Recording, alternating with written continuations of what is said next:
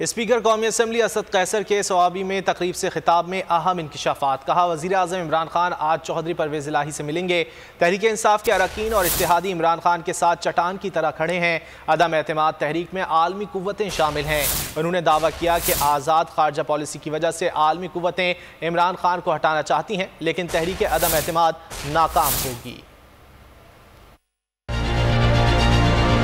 ہم چاہتے ہیں کہ پاکستان اپنا خارجہ پالیسی ایک آزاد خارجہ پالیسی ہو، اور وہ خارجہ پالیسی ہو جو کہ عوام کی مفادات کو سامنے رکھتے ہوئے، اپنے ملک کے مفادات کو سامنے رکھتے ہوئے وہ پالیسی اڈاپٹ کی جائے۔